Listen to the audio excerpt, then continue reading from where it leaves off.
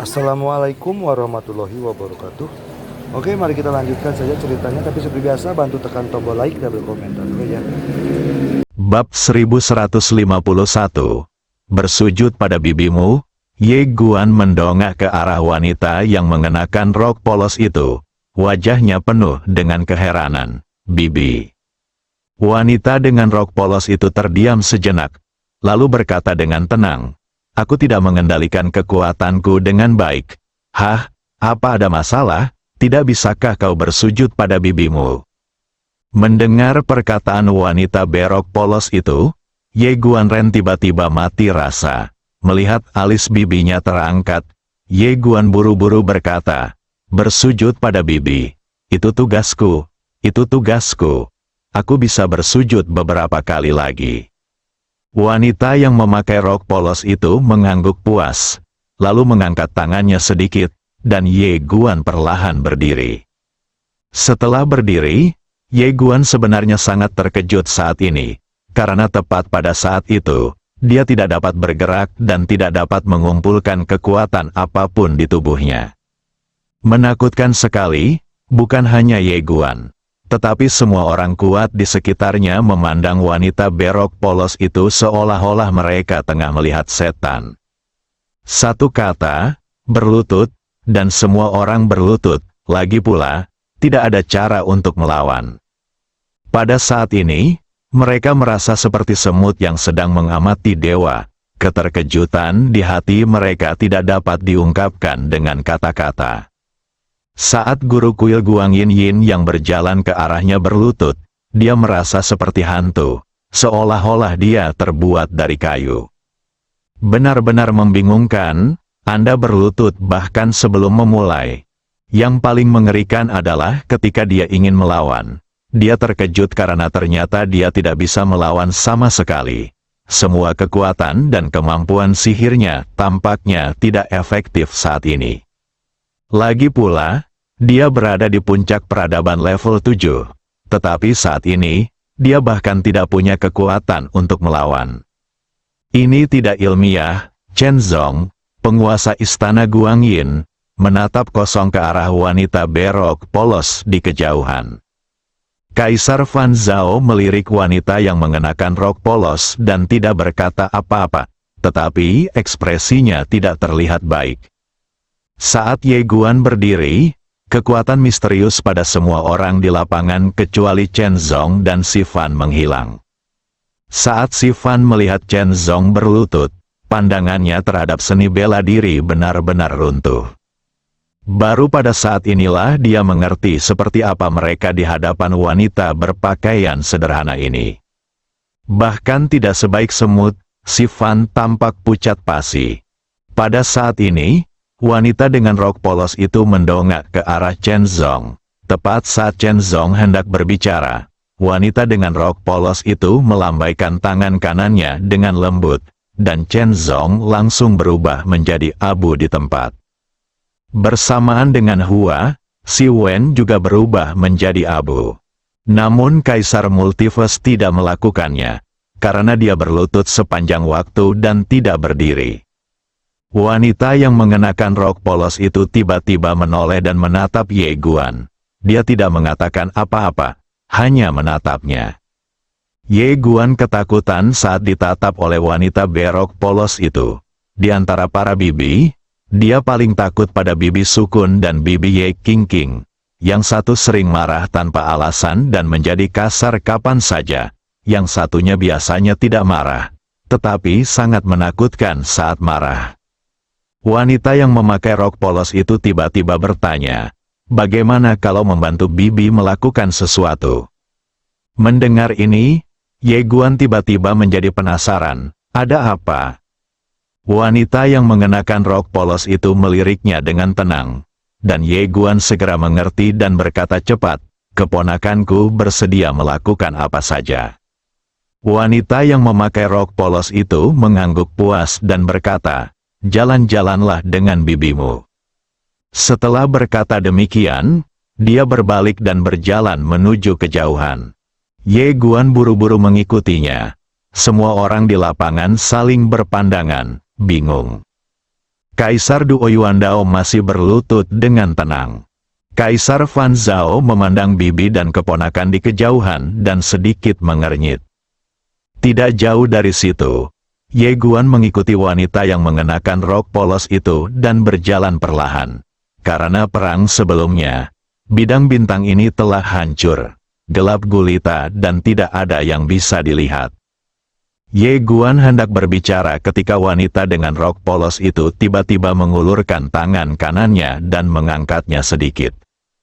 Dalam sekejap, seluruh galaksi tiba-tiba bergetar sedikit, dan dalam sekejap, bintang-bintang yang telah musnah sebelumnya dikembalikan ke keadaan semula. Tidak hanya itu, tanah Shengsu yang awalnya hancur juga sepenuhnya dipulihkan pada saat ini. Melihat pemandangan ini, Ye Guan tercengang.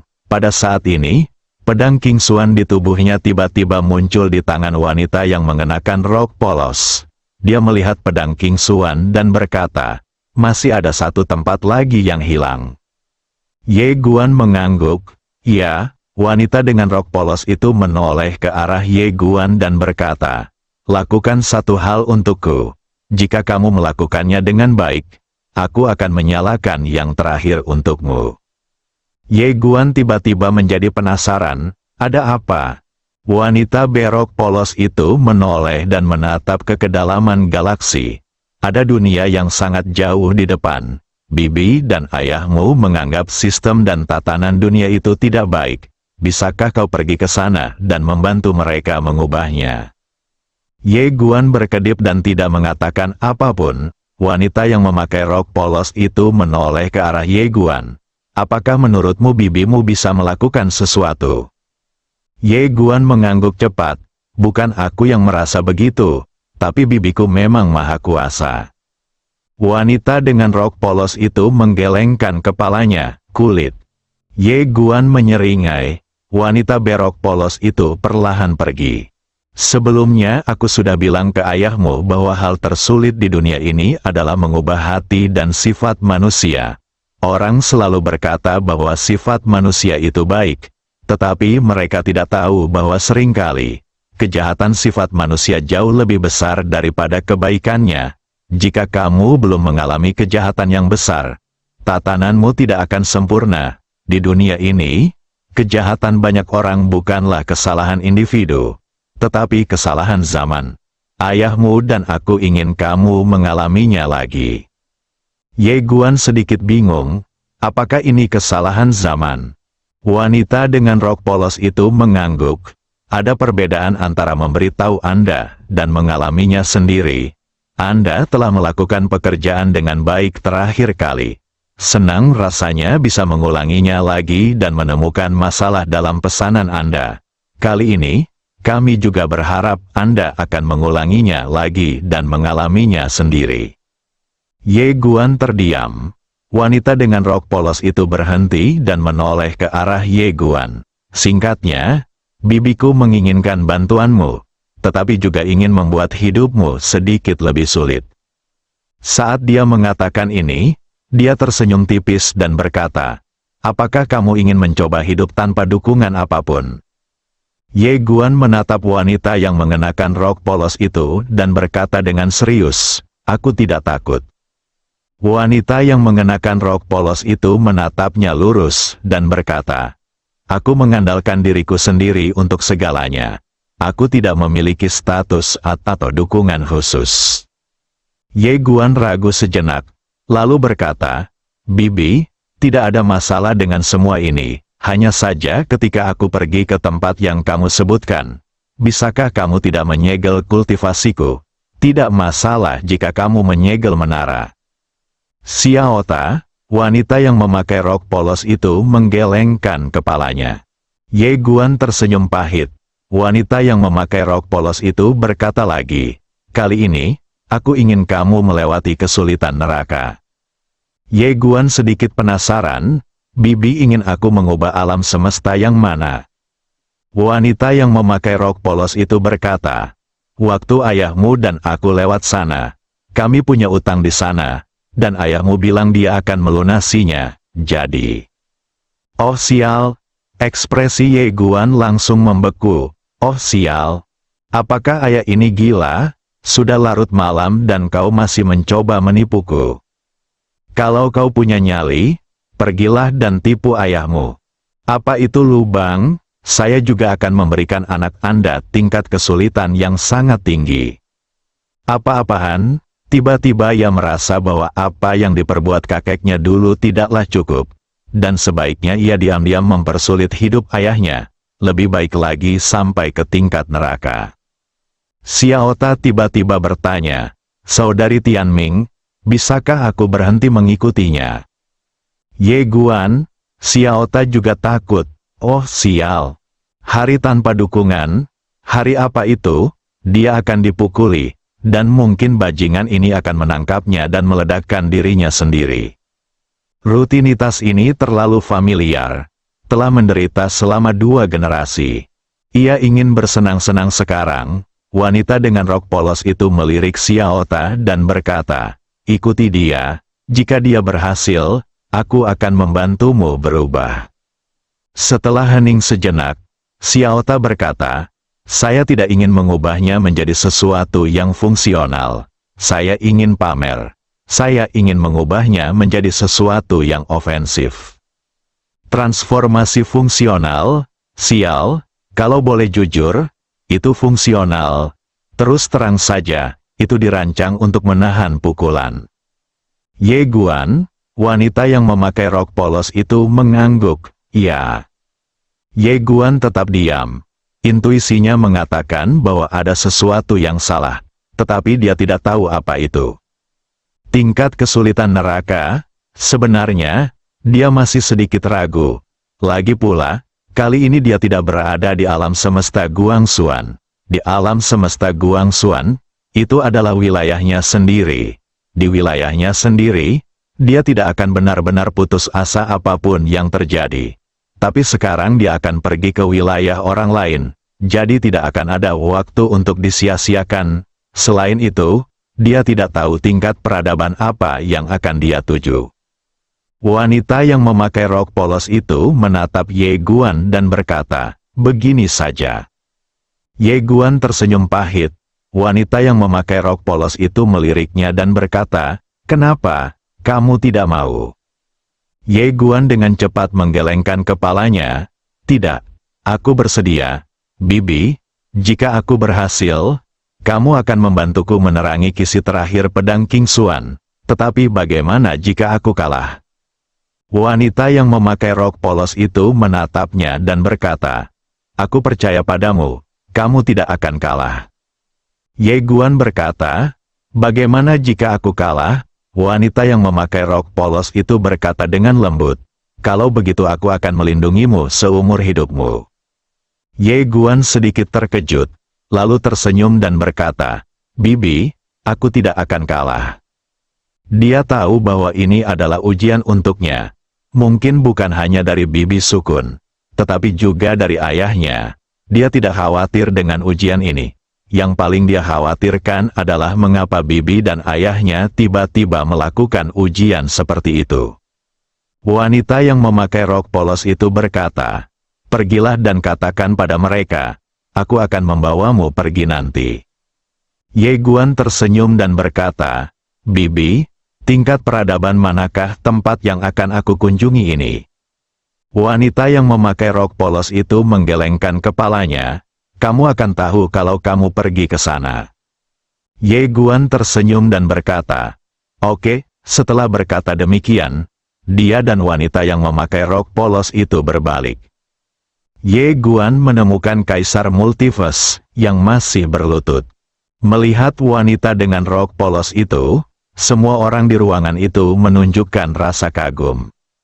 Ye Guan berjalan di depan Kaisar Dao Multiverse, yang membungkuk dalam-dalam dan berkata, Ayah Baptis. Setiap orang, Ye Guan berkata, bangun. Kaisar Multiverse perlahan berdiri. Ye Guan menatap Kaisar Multitao. Aku butuh bantuanmu untuk melakukan sesuatu. Kaisar Duoyuan Dao berkata dengan hormat, Ayah angkat, mohon berikan perintah kepadaku. Ye Guan berkata, Saya telah memadukan hukum tertinggi tempat ini ke dalam hukum Guangxuan.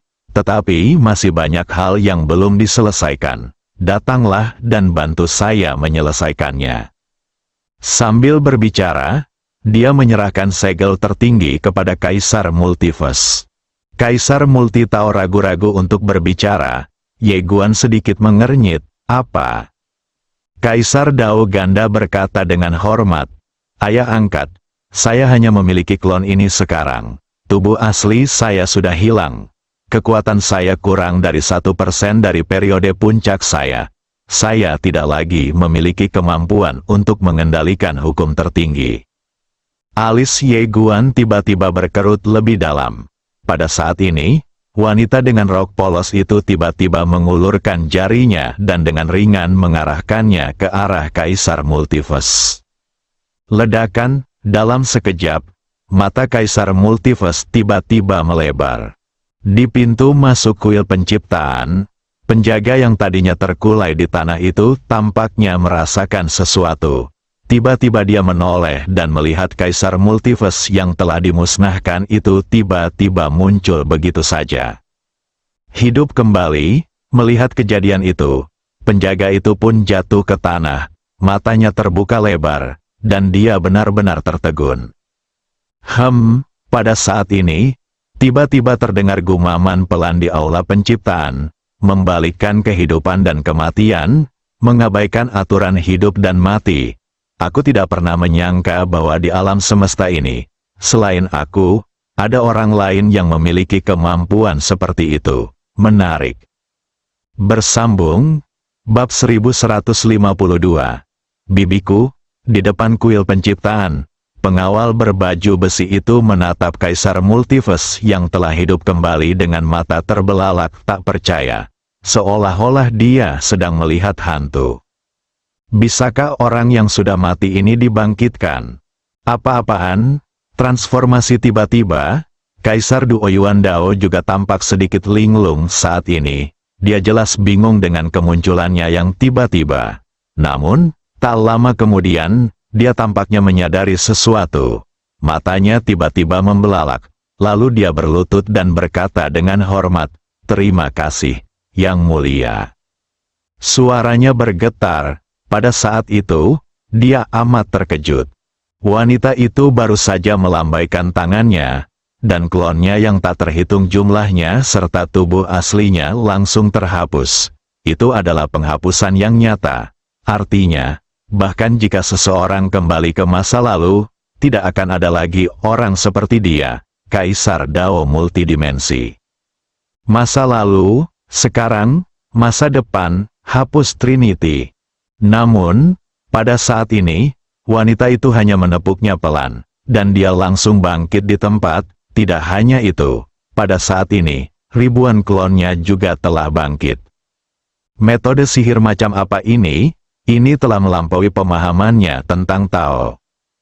Takut, pada saat ini, Kaisar Duotai merasa semakin kagum. Tentu saja, baru pada saat inilah ia benar-benar memahami bahwa di mata sebagian orang di alam semesta ini, ia tidak lebih dari seekor semut. Kaisar Duoyuan Dao tiba-tiba menoleh ke arah penjaga berbaju besi di sampingnya, "Ruan Chang, sampai jumpa." Setelah mengatakan ini, dia menghilang di ujung galaksi. Sejak saat itu, dewa di hatinya berubah dan dia ingin mengikuti ayah angkatnya. Melihat Kaisar Duoyuan menyerang dan pergi, pengawal bernama Ruan Chang benar-benar bingung, apa yang sedang terjadi. Pada saat ini, dia sepertinya merasakan sesuatu dan tiba-tiba mendongak. Di atas kepalanya, waktu dan ruang tiba-tiba terbelah. Kemudian, seorang wanita berjalan keluar perlahan. Dia mengenakan jubah hitam ilahi. Anggun dan anggun. Dia memegang piring kehidupan di tangannya. Begitu dia muncul, dunia ciptaan menjadi sedikit ilusi. Melihat orang itu datang, ekspresi Ruan Chang tiba-tiba berubah, dan dia segera membungkuk hormat, "Salam, Pei Shishen." Layani Tuhan, Kaisar Dewa Penciptaan memiliki 4 murid agung, yang juga dikenal sebagai 4 pelayan dewa. Mereka semua adalah raksasa abadi yang legendaris dan makhluk yang menakutkan. Namun, keempat pelayan dewa ini tidak berada di alam semesta ini. Dikatakan bahwa mereka semua telah pergi ke alam semesta peradaban tingkat ke-9 yang legendaris. Dia tidak menyangka bahwa Pei Shishen akan datang ke alam semesta ini secara langsung. Pei Shishen menatap Ruan Chang dengan tatapan tenang. Baru saja aku menerima perintah dari tuanku. Dia berkata bahwa sepertinya ada seseorang di alam semesta ini yang dapat mengabaikan aturan hidup dan mati. Dia ingin aku menyingkirkannya. Tetapi Shishen ini memiliki sesuatu yang lain untuk dilakukan. Jadi pergilah. Apa? Ruan Chang terkejut dan membuka matanya lebar-lebar. Aku pergi. Pei Shishen mengerutkan kening dalam. Apakah ada masalah? Ruan Chang ragu-ragu sejenak. Lalu berkata, Pei Shishen, aku. Pei Shishen membuka telapak tangannya, dan sehelai daun perlahan melayang di depan Ruan Chang. Ini adalah daun pohon Bodhi dari Dao Agung, yang pernah disempurnakan oleh sang guru. Daun ini memiliki kekuatan Dao Agung tertinggi, yang dapat menghancurkan semua hukum dan semua jalan di dunia. Ambillah halaman ini dan Anda dapat memusnahkan pihak lain. Dia berhenti sejenak dan melanjutkan. Juga, setelah aku datang ke alam semesta ini, aku punya firasat bahwa seorang penguasa baru akan lahir di masa depan. Orang ini tidak pernah datang ke sini untuk memuja guru dan bukan dari kuil penciptaanku. Kau juga harus menyingkirkannya. Setelah selesai berbicara, dia melambaikan tangan gioknya dengan lembut, dan dua potret muncul di depan Ruan Chang. Salah satu potret adalah Ye Guan, dan yang lainnya adalah pedang, yang merupakan pedang Xingdao yang baru saja muncul di sini. Seolah teringat sesuatu, Pei Shishen berkata lagi, Kaisar Multitao secara terbuka mengkhianati guru. Dia harus dibunuh. Kamu juga harus menyingkirkannya. Ruan Chang ingin mengatakan sesuatu, tetapi Pei Shishen tiba-tiba mendongak. Alisnya sedikit mengernyit, lalu dia menatap Ruan Chang. Cepat pergi. Setelah mengatakan ini, dia berubah menjadi seberkas cahaya ilahi dan menghilang di ujung langit berbintang. Ruan Chang menatap dua potret di depannya dan terdiam.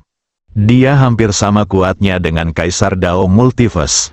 Pihak lain tidak tahu berapa banyak medan bintang yang telah lewat di antara mereka dan langsung membunuh Kaisar Dao Multiverse, lalu membangkitkan Kaisar Dao Multiverse di tempat.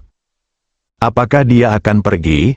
Ruan Chang menatap langit dan berbisik, jika aku bisa membunuh pemilik pedang itu, aku tidak akan bersama kalian lagi. Tempat reruntuhan dewa. Wujud asli Kaisar Multiverse kini telah muncul di hadapan Ye Guan dan wanita berok polos itu. Saat ini, ia tengah menatap Ye Guan dan wanita berok polos itu dengan tatapan yang sangat hormat, tetapi hatinya dipenuhi dengan keterkejutan dan kebingungan. Siapa yang berani percaya bahwa ia baru saja beralih dari hidup ke mati, lalu dari mati ke hidup lagi? Setelah Ye Guan menyerahkan segel ilahi tertinggi kepada Kaisar Du Yuandao, dia menoleh untuk melihat Kaisar Fan Zhao yang tidak jauh darinya, yang juga sedang menatapnya. Ye Guan menghampiri Kaisar Fan Zhao dan berkata, Nona Fan, tolong biarkan Yinian dan Yian bebas. Setelah Kaisar Fan Zhao menatap Ye Guan sejenak, pusaran di matanya berangsur-angsur menghilang. Tidak lama kemudian, matanya berangsur-angsur menjadi linglung, tetapi segera kembali normal. Ketika dia kembali normal, Kaisar Fan Zhao melemparkan dirinya ke pelukan Ye Guan.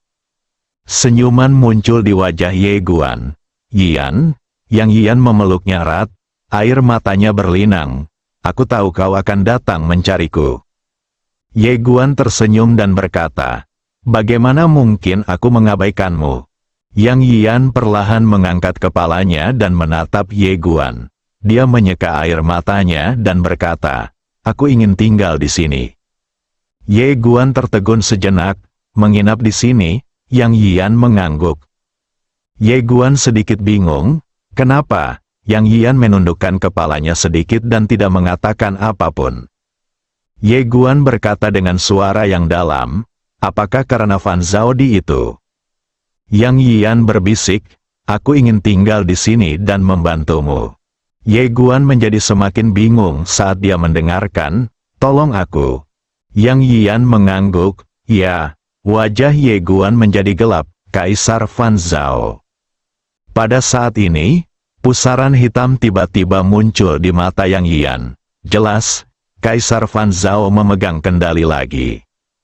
Kaisar Fan Zhao tersenyum dan berkata, saya membujuknya untuk tinggal. Ye Guan menatapnya tanpa mengatakan apapun. Kaisar Fan Zhao juga tidak takut padanya, dan menatap matanya. Biarkan aku bertanya padamu. Bisakah kau selalu menjaganya di sisimu? Jika tidak, lalu bagaimana kau akan mengaturnya? Apakah kau akan mengaturnya di alam semesta Guangxuan? Jika kau mengaturnya di alam semesta Guangxuan, maka akan lebih baik baginya untuk mengikutiku. Ye Guan tiba-tiba menoleh ke arah wanita yang mengenakan rok polos itu. Bibi, bisakah kamu memisahkannya? Wanita dengan rok polos itu melirik Kaisar Fan Zhao dan menunjuk suatu titik. Dalam sekejap, Yang Yian dengan paksa ditarik keluar dari tubuh Kaisar Fan Zhao. Tetapi Yang Yian tidak memiliki tubuh fisik. Wanita dengan rok polos menepuk lembut Yang Yian, dan dalam sekejap, Yang Yian memiliki tubuh baru. Kaisar Fan Zhao memperhatikan wanita yang memakai rok polos itu dengan saksama. Ye Guan menatap Yang Yian, apakah kamu masih ingin tinggal di sini sekarang? Yang Yian melirik Kaisar Fan Zhao yang berdiri di sampingnya, lalu mengangguk, iya. Ye Guan terdiam. Yang Yian mengira Ye Guan sedang marah, dan buru-buru berkata, jika kamu tidak menyukainya, aku. Ye Guan menggelengkan kepalanya. Aku tidak membencinya, aku hanya sedikit penasaran. Apa yang akan kamu lakukan di sini? Yang Yian berkata dengan serius, berlatihlah. Ye Guan melirik Kaisar Fan Zhao dan tidak berkata apa-apa. Memang bukan hal buruk jika Yang Yian bisa berlatih dengan wanita ini.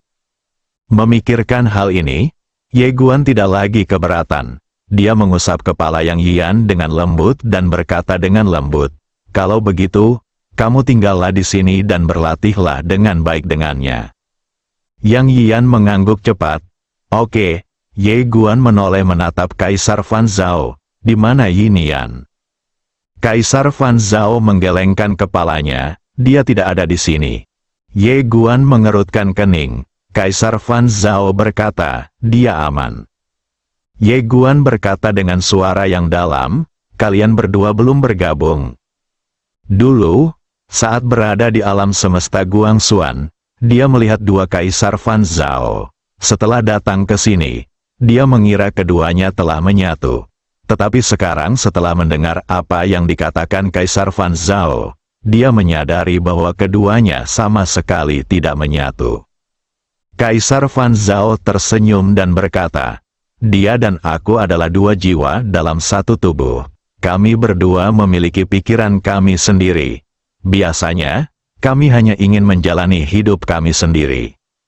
Ye Guandao, di mana dia sekarang? Kaisar Fan Zhao berkata, tempat yang sangat jauh. Ye Guan hendak berbicara ketika wanita yang mengenakan rok polos di sampingnya tiba-tiba berkata, dia baik-baik saja. Ye Guan berbalik dan menatap wanita yang mengenakan rok polos itu. Dia berkata, Bibi akan membantumu melindunginya. Ye Guan tersenyum dan berkata, oke. Mendengar kata-kata bibinya, dia merasa lega sepenuhnya. Tidak diragukan lagi bahwa Yin Yan sekarang adalah orang yang paling aman di alam semesta. Wanita yang memakai rok polos berkata, ayo pergi.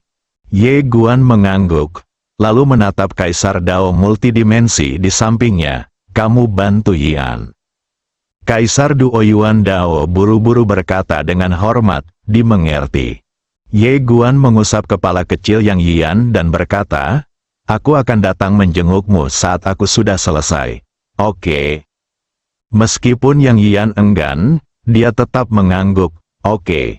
Ye Guan hendak pergi ketika Yang Yian tiba-tiba meraih tangannya dan berkata, "Kamu harus datang menemuiku." Ye Guan tersenyum dan berkata, "Tentu saja." Baru pada saat itulah Yang Yian dengan enggan melepaskan tangannya.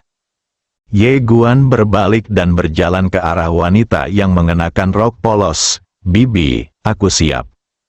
Wanita yang memakai rok polos itu tiba-tiba mengulurkan tangan dan menepuk bahunya pelan. Ledakan, dalam sekejap, kultivasinya langsung tersegel.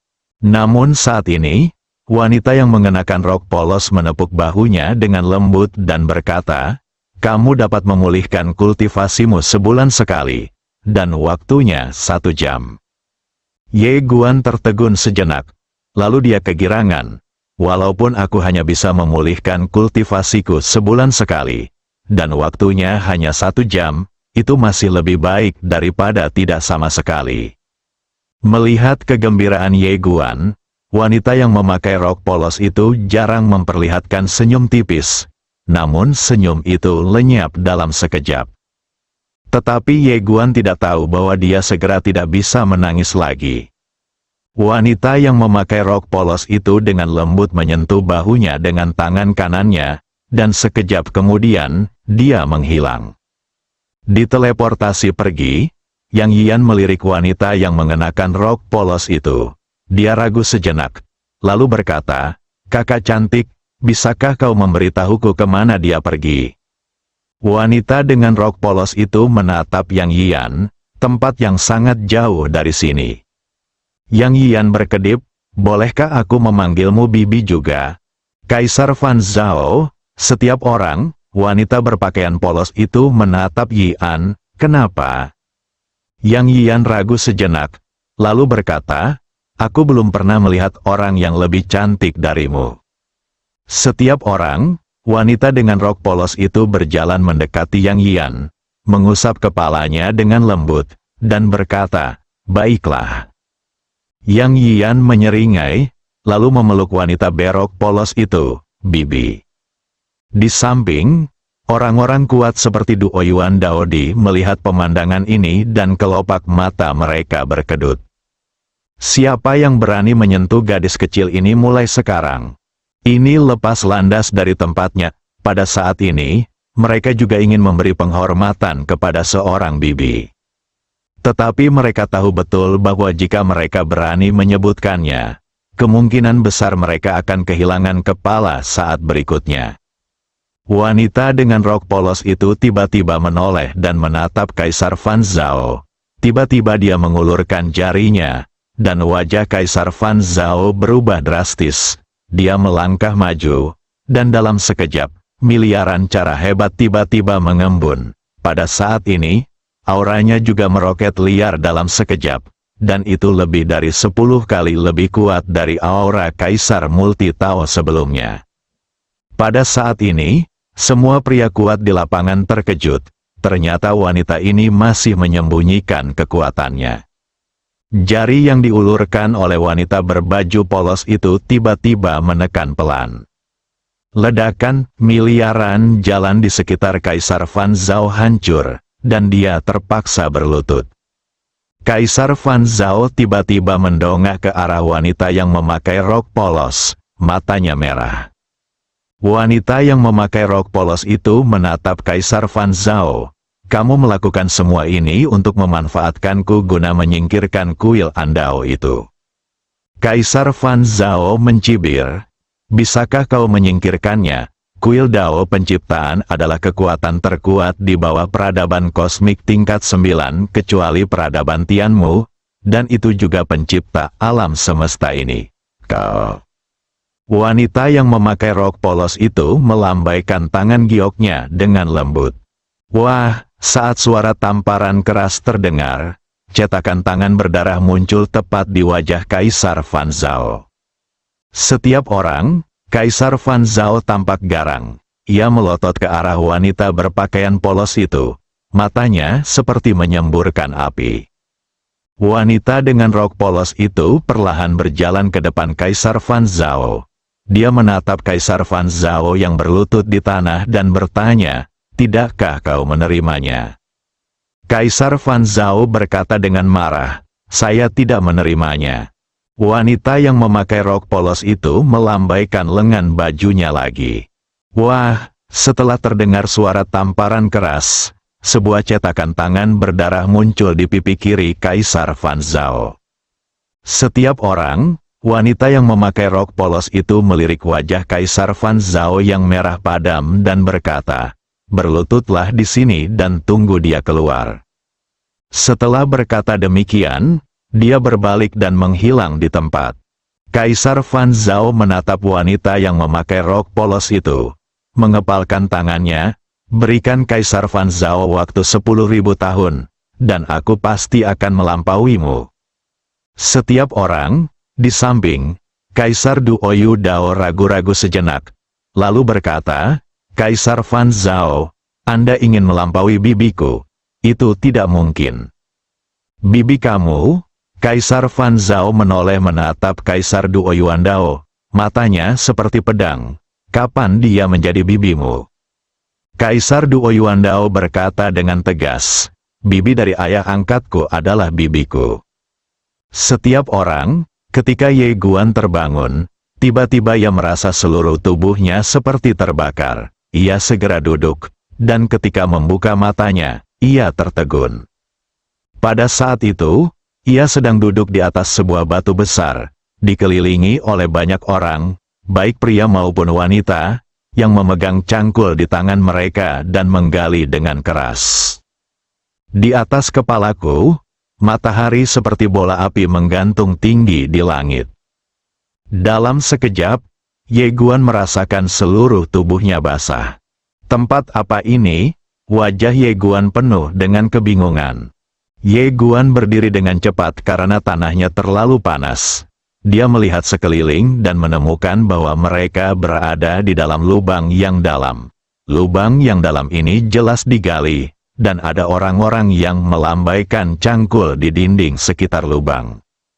Ia juga menemukan bahwa masyarakat di sini tidak bercocok tanam. Apakah mereka semua orang biasa? Ye Guan menjadi semakin bingung. Tepat saat itu, seorang pria datang.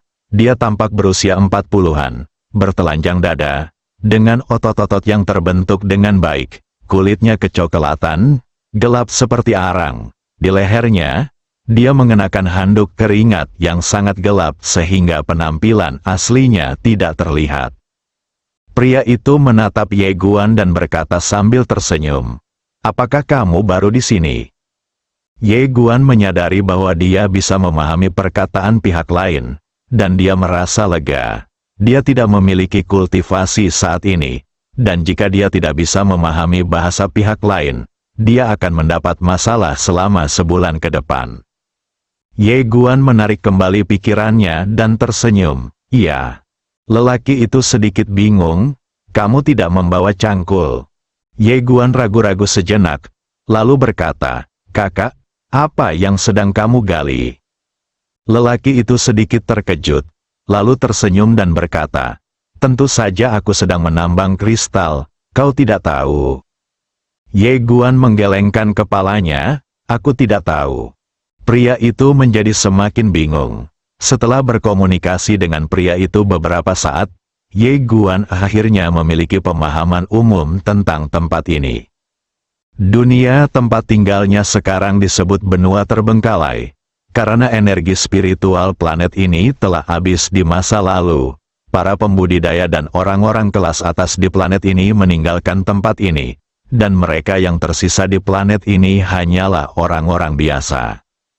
Tidak hanya itu, tanah terlantar ini juga telah menjadi tempat pembuangan sampah planet.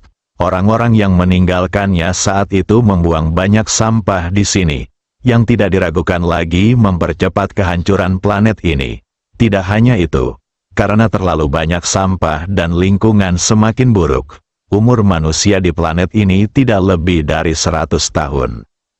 Pada saat itu, tiba-tiba terdengar suara gemuruh dari langit. Ye Guan mendongak dan melihat monster besar muncul di langit. Kapal terbang, pada saat ini, orang-orang yang tak terhitung jumlahnya di lapangan tiba-tiba meletakkan cangkul di tangan mereka dan bergegas menuju kapal terbang seperti orang gila. Pria di sebelah Ye Guan juga dengan cepat meraih lengan Ye Guan dan melarikan diri. Ye Guan sedikit bingung. Apa? Lelaki itu berkata dengan gembira. Adik kecil, kau tidak tahu. Ini semua adalah sampah yang ditinggalkan oleh orang-orang di surga. Ada banyak makanan di dalamnya. Cepatlah lari, cepatlah lari. Jika kau terlambat, kita tidak akan bisa mengambilnya. Ye Guan Ren mati rasa. Ini memang awal yang mengerikan. Bersambung.